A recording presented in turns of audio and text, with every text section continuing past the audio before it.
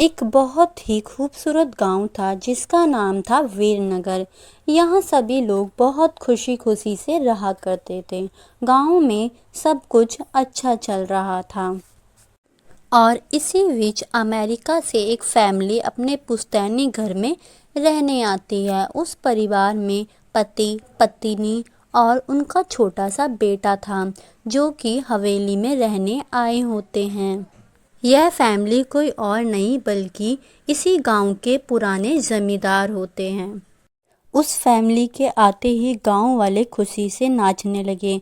गांव में खुशी की लहर दौड़ पड़ी और गांव वाले उनकी बहुत इज्जत भी करा करते थे।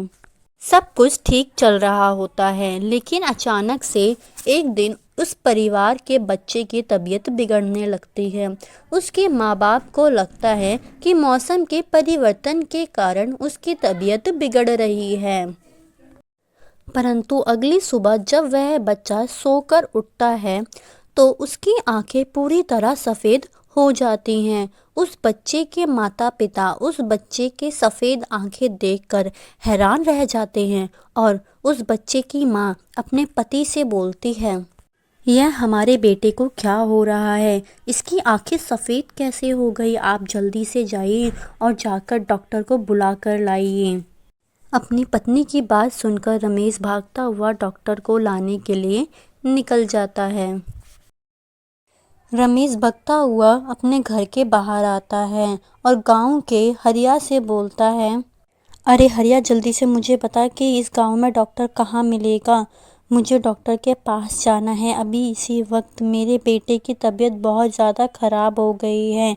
उसकी आंखों में पता नहीं कुछ हो गया है, तो मुझे अभी इसी वक्त डॉक्टर के पास ले चल।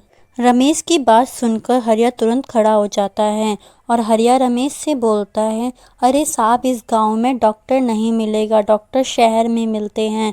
यहाँ पर तो एक वैद्य जी हैं, मैं तुम्हें उनके घर ले चलता हूँ। वह बहुत जल्दी बीमारी का पता लगा लेते हैं। हरिया और रमेश दौड़ते हुए वैद्य जी के घर की ओर निकल जाते हैं। हरिया और रमेश अब वैद्य जी के घर पहुंच जाते हैं और देखते हैं कि वैद्य जी आराम से खटिया पर बैठकर ध्यान लगा रहे होते हैं। हरिया वैद्य जी से बोलता है, वैद्य जी हमारे साथ जल्दी चलिए, हमारे साहब जी के बेटे की तबीयत बहुत ज़्यादा खराब हो गई है। चलिए और आप जाकर उस बच्चे को देखिए, उसे क्या हो गया है। हरिया की बात सुनकर वैद्य जी तुरंत रमेश के घर की ओर निकल जाते हैं। वैद्य जी रमेश के घर पहुंचते हैं और जाकर उस बच्चे को देखते हैं। वैद्य जी उस बच्चे को अच्छी तरह से इलाज करते हैं, परंतु वैद्य जी को समझ में नहीं आता कि आखिरकार इस बच्चे को क्या हो गया है, क्योंकि बात तो कुछ और ही थी। फिर वैद्य जी उसके माता पिता से बोलते, बेटा रमेश, मैंने तेरे बच्चे का अच्छे से इलाज किया, परंतु मुझे अभी तक समझ में नहीं आ रहा है कि आखिरकार इस बच्चे को क्या हो गया है। मुझे लगता है कि एक बार तुम्हें हमारे पहाड़ी वाले तांत्रिक बाबा को दिखा लेना चाहिए। वह बड़े से बड़े बीमारी को दूर कर देता है। अगले ही सुबह वह तीनों तांत्रिक बाबा से मिलने के लिए निकल जाते हैं और वहां जाकर देखते हैं कि तांत्रिक बाबा अपनी कुटिया के बाहर बैठे ही होते हैं। तांत्रिक बाबा जैसे ही उस बच्चे को अपनी तरफ आता हुआ देखते हैं, उसे देखते ही तुरंत खड़े हो जाते हैं और बोलते हैं, तू यहाँ पर क्या करने आई है? तांत्रिक बाबा को देखते ही वह बच्चा हवा में उड़ने लगता है और तांत्रिक बाबा के करीब आने लगता है।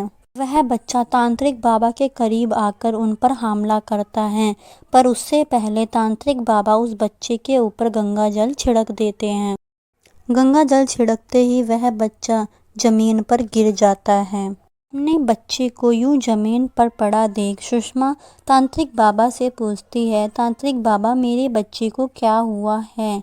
यह ऐसे क्यों कर रहा है? सुषमा की बात सुनकर तांत्रिक बाबा सुषमा से बोलता है, इस बच्चे के अंदर एक बुरी चुड़ैल ने प्रवेश कर लिया था, परंतु अब मैंने इसके ऊपर गंगा जल छिड़क दिया है।